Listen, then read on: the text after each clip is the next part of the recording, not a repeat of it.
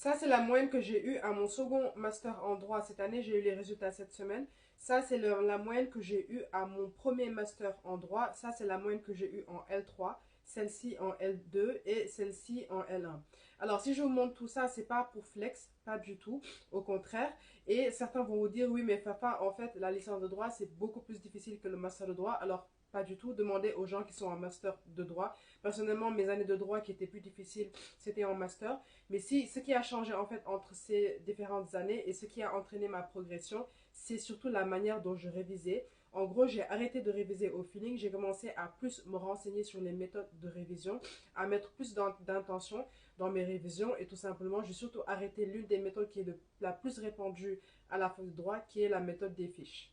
En gros, pour vous expliquer, en L1, je ne faisais que des fiches. À la fin de la L2, j'ai commencé à me renseigner sur les méthodes de révision et à partir de la L3, j'ai commencé à appliquer des méthodes telles que le blurting, la méthode Feynman, etc.